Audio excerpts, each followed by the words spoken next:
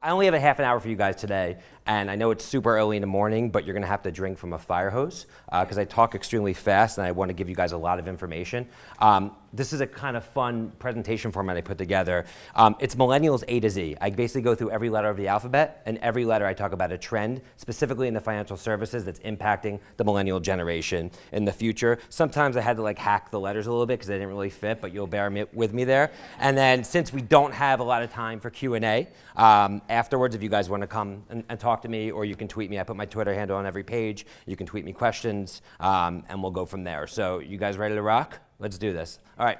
A is access over ownership. It could also stand for Airbnb. The places that consumers traditionally spend the most amount of their discretionary expenditures, cars and housing, is no longer a priority. The version of the American dream, buying a car, having a two-car garage, white picket fence, house in the suburbs, has really taken a U-turn. Consumers, this generation, would rather access a car via tools like Uber, obviously, access homes like tools like Airbnb, versus buying cars and homes. They're spending money not on a collection of physical items, but on experiences instead. We're in a world where the status update is more important now than the status symbol. The status update is over the status symbol. People are building their personal brands, not through the bling bling, through the watches, the cars, the houses, and the sneakers, but through the places they've gone to. For sneaking to the DJ booth, sitting front row at a basketball game, climbing to the top of a mountain. That's what dictates who they are, their persona, the jobs they get, the relationships they get into. They would not be able to afford these great experiences if they still chased cars and houses. So instead of buying these things, they're accessing these things instead of owning them, which really has a trickle-down impact on the entire financial services industry. B stands for the barbell economy. For the first time since the roaring 20s, 25% of the wealth is controlled by only 0.1% of the population in the United States. The wealth disparity is growing wider and wider and wider as the middle class erodes in the United States. It really started, obviously, the dot-com boom. And for businesses, the number one advice that I give to major brands is you need to pick a side. You need to be on the value side of the equation or the luxury side of the equation. The value side, Dollar Store, Dollar Tree, Dollar General, right? Vizio that makes flat screens for $199. Kia that brings a car to market for $14,000. These companies have picked the value side of the equation. Walmart, everyday low prices. There's a huge need for value first through supply chain innovation. These companies that can crack the value equation are doing incredibly well. On the luxury side, you have Coach, Four Seasons, a company called Blade that shuttles people back and forth to the Hamptons from New York City for $600. JetSmarter, which is a private jet club. These companies cannot sell memberships and products fast enough. If you're on one side or the other, you're really doing well, but who's not? Companies that are stuck in the middle. Let's talk about Macy's. Let's talk about The Gap, who's closing 30% of their stores. These companies, who's going to shop at Macy's? Well, the luxury sector is not going to buy clothing at Macy's, and the value sector can't afford to buy clothing at Macy's. So Macy's is stuck in the middle. Airlines, automotive manufacturers, it doesn't matter what industry, everybody really needs to pick a side. Another great example is Target. Target tried to go upstream with Isaac Mizrahi and do a fashion deal to move upstream and actually try to cater to a fashion set. Luxury side didn't want to buy clothing there. The value side, all of a sudden they perceived they couldn't afford it. Now all of a sudden they're stuck somewhere in the middle. Walmart sticks to everyday low prices. Target sees what's happening, goes back to the value equation. Barbell economy is driving the future, and with more manufacturing getting outsourced overseas, and in the middle of America, I stay in places like Cincinnati, the nicest hotel there, the Westin. The bathroom in the lobby, you need a passcode to get in, right? That's not the case in the Pierre in New York City. In the middle of America, unfortunately, the economy is really getting drained, and hopefully there's something the country can do about it. But until then, the companies really need to pick a side. C stands for crowdfunding. For new investors, people with new ideas, no longer did they need connections with a big bank or financial institute or somebody with deep pockets. Now, really, it's all been democratized, and the playing field has been really leveled. If you have a great idea, and you can kind of control an audience, and you can motivate and inspire people, you can raise money to do what you want, whether it be Kickstarter, or if you want to actually support a cause, you can do GoFundMe. I think crowdfunding has a huge impact on the financial service industry and banking in general. See, because banking really used to control the purse strings of opportunity. Bankers used to control whether a company strategically can get off or not, but now the consumer does. So it's really in the power of the consumer, and it's really emblematic of the changes this millennial generation have brought. It used to be big decisions were made from the boardrooms. Big execs would say, I like this, I don't, this is going to work, it doesn't. But now big decisions in terms of the future of culture are actually made from the sidewalks. they're made from the streets. The consumer is in control. And the one thing that pisses me off the most in terms of working with big companies is they talk about Mark Zuckerberg and Evan Spiegel and these gods that are 25 and 30 years old as they sit in their corporate ivory towers while the smart 25 and 30-year-olds are 8 floors below with absolutely no power. So I'm telling boards, big corporations, create shadow boards. Bring in young people to actually tell you what's really going on. Because until millennials fill the C-suite, there's still this giant disconnect between the Gen X and boomers who really don't live this life and the millennials who are controlling the future. And that's why Kodak went out of business the same day Instagram first hit 1 million users. And it's going to happen in so many industries until companies really look themselves in the eyes and say, this is what's really happening. And the way you do that is by listening to the younger people in your organization. These dollar bill, y'all, obviously. Cash. This generation does not like cash, obviously. I'm sure that's been discussed ad nauseum. When they want to split a bill at a restaurant, they're more likely to use Venmo. And even QSR and certain categories in the past were the cash king, so to speak, where consumers would really spend money, cash for their purchases. Now it's much easier to use Apple Pay or even to pull out their credit card. And with the perks and rewards that are coming out right now for the use of credit cards, I see cash continuing to decline among this generation. And I think it's going to go the way of handwriting eventually. It's funny, a couple of years ago, I was saying, I think handwriting is going to be dead. And everyone fought me, no, handwriting is so sacred, it should still be taught. And I said, no, it shouldn't. Now I actually think typing is going to be dead, because I think voice is going to actually take over typing. We'll get into that later, side note. But point is, the change is happening, and the rate of change is only accelerating. E stands for e-commerce. No industry is immune to the power of Amazon. It's funny, whenever a store goes out of business in New York City, one of 3 stores opens in its place. A Chase or Bank of America, a bank, a Duane Reade, right, or Starbucks. Why? Why are those the 3 things that open up? Because those are the things that you need right away. You need your cash right away, although this generation that might not be the case for much longer. You need your toiletries or cosmetic items right away, right? And you need your coffee right away. I know I do, right? But everything else that could be delivered later that night or the next day, you can just order it on Amazon and it'll drop right to your door. So that's really what's happening with retail, is that the near-term need for these products just doesn't exist for consumers. And more products are shifting to e-commerce. We work with a lot of CPGs who, at first, all they cared about was Walmart, Target, et cetera. But now even CPG products are being moved. Durable items are being moved to Amazon. So if you are a company in the financial services industry, you need to make your company easily accessible and plug right into the e-commerce buying process for consumers. If not, for this generation, they're just not going to use your products anymore to finance their e-commerce purchases because they want to buy things instantly. And e-commerce is just going to continue to grow and grow into almost every category. I'm sure you guys know about showrooming, where somebody will go into a Best Buy and look at a product, take a picture of it, and say, oh, I can get it cheaper on Amazon. I actually believe retailers in general, mostly, especially in major cities like New York and Brooklyn, are going to be showrooms. Stocking inventory doesn't make sense. Tesla is a perfect example of that. They don't have a big lot with cars. They have one automobile in the middle of a major high traffic area where millennials live. Because that's the future. It's branding, it's retailtainment, and they're actually bringing people in for lead gen. That's where I think retail is going to go to. F stands for financial aid. A good friend of mine, Adam Braun, who founded the amazing charity Pencil of Promise, just announced something called Mission U, which is a new take on college education. And the thought there is that, first of all, college doesn't need to be place-based. You don't need to spend, which is now $50,000 plus maybe $100 for some schools, and a couple of years from now, a year to go to college. You can do online education learning as long as there's some sort of meetup and connectivity on a monthly basis with people near you. But what's really amazing about Mission U and Adam's company is their tuition and finance model. There's no tuition, there's just a percentage of your future income that's taken out until you can actually afford the tuition.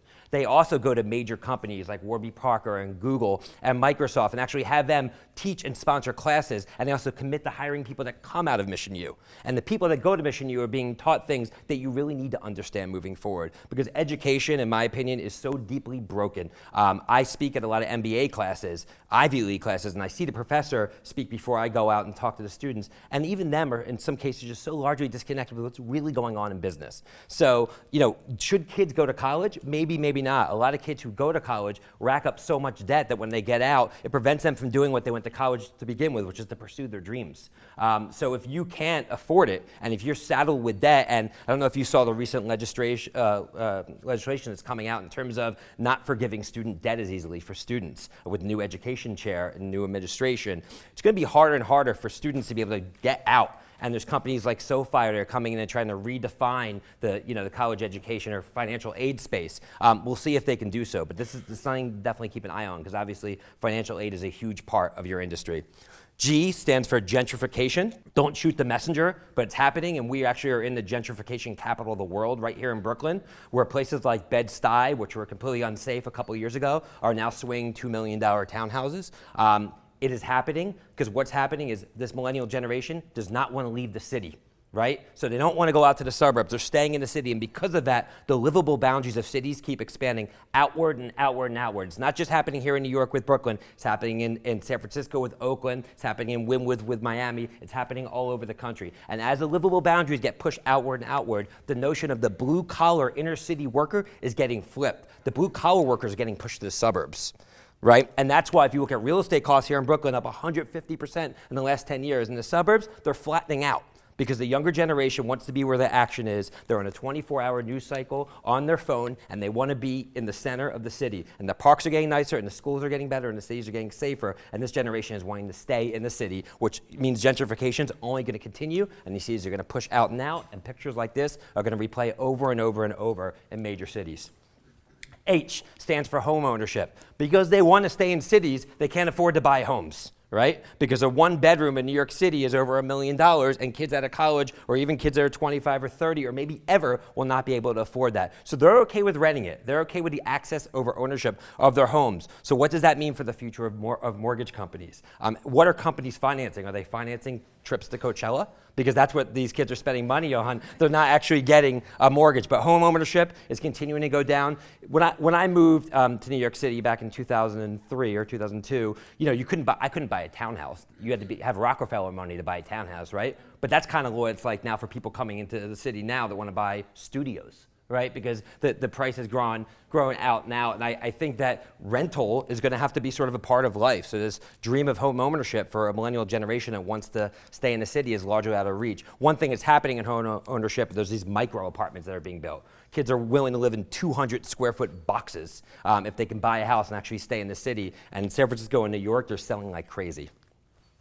I stand for Instagram. I don't care if you are the stodgiest, oldest company in the world. If you're not on Instagram, you're going to be invisible to this generation. It is where their eyeballs are. They're not watching must-see TV at 8 o'clock on NBC anymore like they used to in the 90s when they wanted to watch Seinfeld or Cheers. Brands are still so far behind on that. When they're in line at Starbucks, they're on Instagram. When they're at work, they're on Instagram. Some of them, when they're driving, they're on Instagram, unfortunately. So you need to be there, and the targetability that Instagram and Facebook have for any business, if you're B2B and you're selling to other banks or other financial institutions, you could target 50 people that will make your year, that will triple your bonus. If these 50 people you can get in front of, those could be the only people you target on Facebook and Instagram. You could spend $100 on advertising and bring in a $10 million deal. It's not spray and pray anymore. What's targeting an 18 to 49 demographic? It's targeting Suzy, who's 27 years old, that lives within 10 miles of Minnesota, that likes Beyonce. And you could target that one person. That is incredible. So whether you're a user and you actually want to understand how this consumer acts and what they care about, or you're a business and you want to actually reach the consumer, you need to spend more time on Instagram and Facebook, because it is the operating layer of the internet at this point, and it's by far the best way, especially right now, to reach consumers. And right now there's a massive arbitrage opportunity with video advertising on Facebook,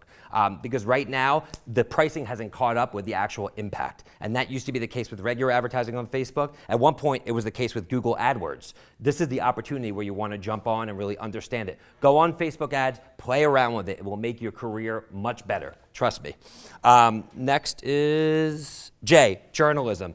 Journalism is changing, and journalism is important for every industry, because journalism used to be the influencers. And now in this world of fake news, we don't really know who is a journalist and who isn't. Where are we getting our information from? The reality is that we're all journalists. You're all journalists of my presentation, and you're all going to either talk about it in a good way or you're not. But you guys are the journalists that can impact how I'm perceived.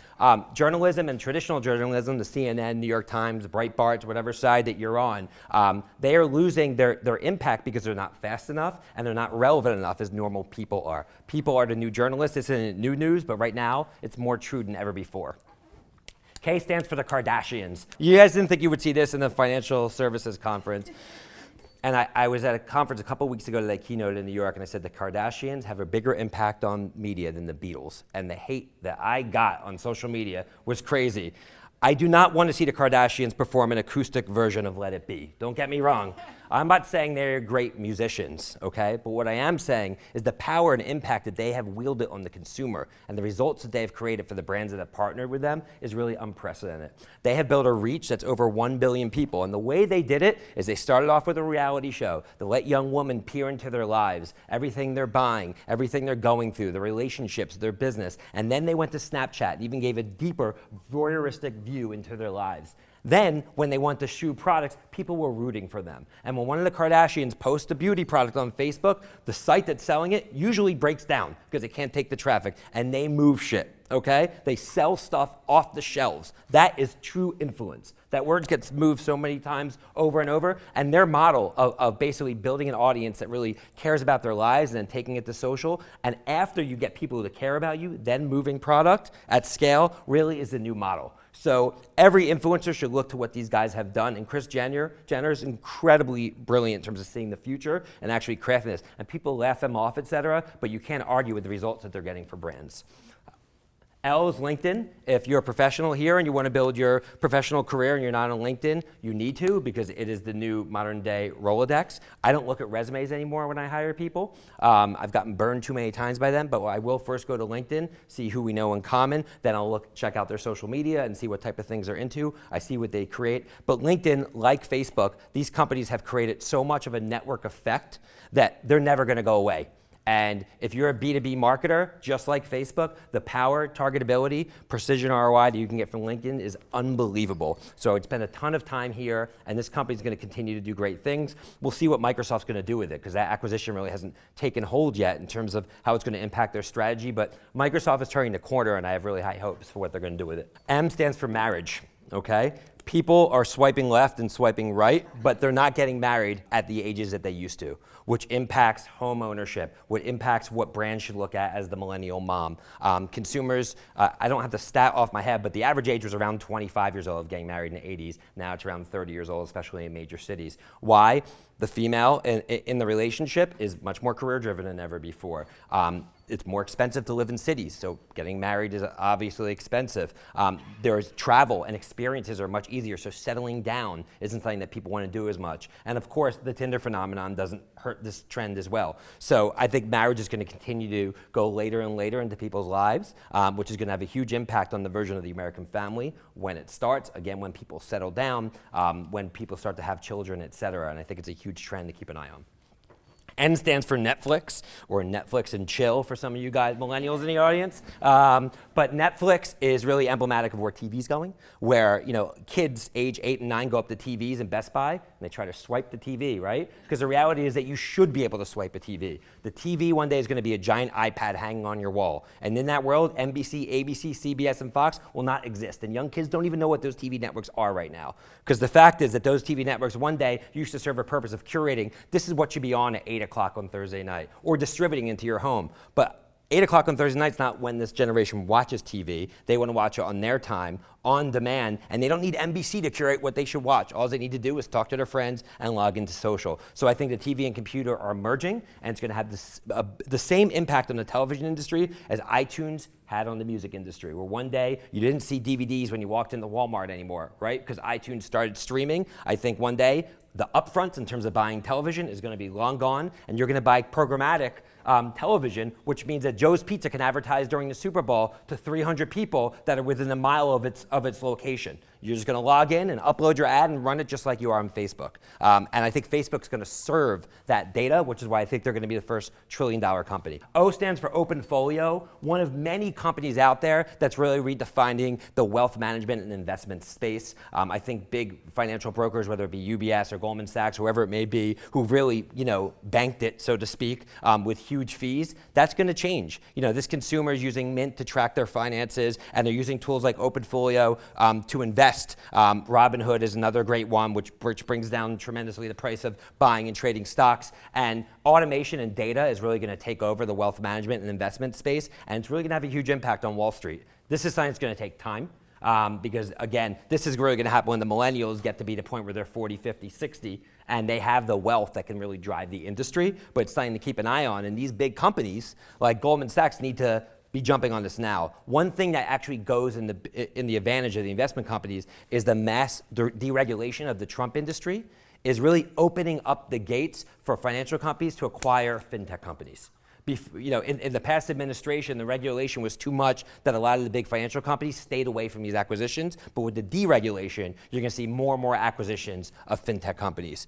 Peer-to-peer. We talked about this earlier, but the peer-to-peer payment ecosystem is only going to continue to grow. You don't need to reach into your pocket anymore to pay somebody cash. It's going to be integrated now into messenger platforms. Snapchat obviously is Snap Cash. Facebook Messenger has integration. So it's really going to be everywhere. It's going to be so pervasive in terms of your ability to pay people on any platform that it's going to make less and less sense for this generation to reach into our pockets and grab cash. QR codes are making a comeback. Nobody understood what QR codes were. And the reason why is that Apple never built a native QR reader into their actual phone. But now with Snapchat and Messenger building in QR codes so you could scan it and follow somebody, I think you're going to start to see a return of QR codes as packaging is really the new barcode.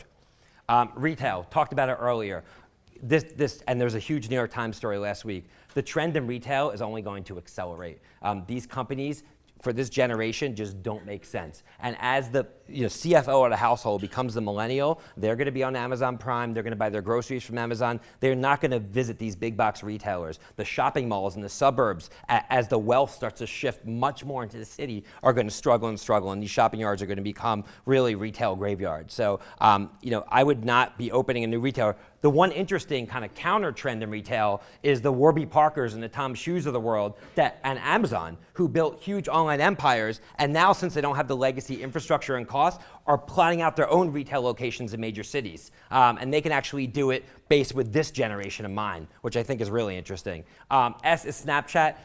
A year ago, my outlook on Snapchat was way different. Obviously, what Facebook and Instagram proved is that their functionality was highly duplicative. The main issues with Snapchat, I think, are first of all, they lack vanity metrics. So influencers monetize the amount of followers and likes that they get, but they can't show that off on a platform like Snapchat. And because of that, they're not putting a lot of emphasis in creating content there. And once that stops, I think you're going to see a big drain, and we're already obviously starting to see it with Snapchat. And obviously, their lack of targetability and metrics for advertisers, it's super unclear for advertisers.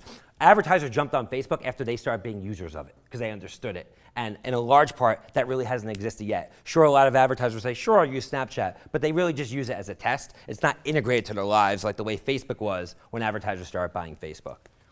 T stands for touch. Touch is obviously something that's huge moving forward. It removes the login. It removes the ability for you to have to enter your credit card information. The credit card companies, this is a big, big deterrent to them because you could now enter any sort of, if you're a financial services company that's offering credit, your brand means a lot less. Because if you could somehow get your information into their phone connected to their touch, they're not pulling out a card anymore.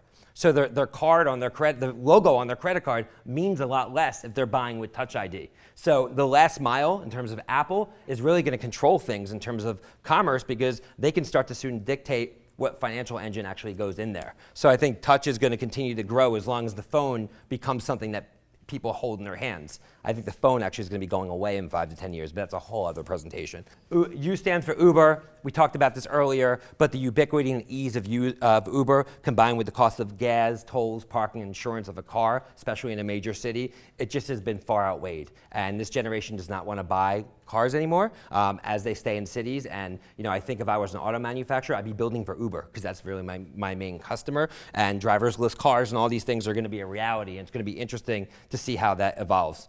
V stands for voice. If there's one thing I would tell you guys all to buy coming out of this, if you don't own it now, is an Amazon Echo Dot. How many people own that? Okay, so that's about 50. This side of the room's got to get with the game. $50, you put it next to you, you tell it what time you want your alarm set, you order an Uber from it, it tells you about traffic, it tells you about the weather, it tells you a 5-minute NPR overview.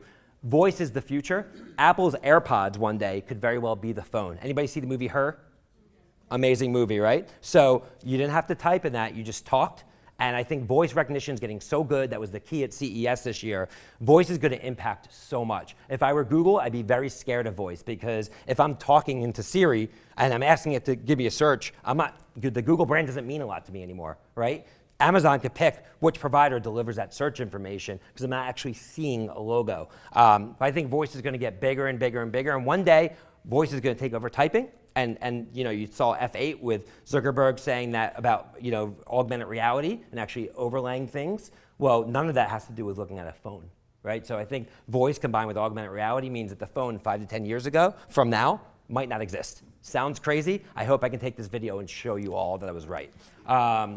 W stands for WeWork, another huge kind of barometer showing that people are staying in cities. When I started my first agency, MRY, I was working out of my bedroom, and when somebody called, I'd be like, MRY, and nobody's mad. I'm like, one moment, please. And I grabbed the phone, right? Because it was just me, right? I didn't have a receptionist. If I had to meet, I had to meet in somebody else's office, right? I had to fake it till I made it. But with WeWork, you could spend $150 and you could have a desk next to somebody else who's a coder, next to somebody else who's a designer, and you could have the culture and the benefits of a great hip company like Google. And WeWork, you can't fill these fast enough in major cities because the notion of an entrepreneur with tools like crowdfunding has been democratized. And because of that, it's accessible to a lot of people. And this young generation isn't pursuing full-time jobs, they're pursuing gigs. And WeWork is the perfect house for that. X is experiences. Experiences is the new stuff. I did a panel last year for a financial services company with 8 millennials and asked them what their favorite app was. And almost every one of them answered a travel app. One of them said something called GTFO, which stands for Get the Flight Out.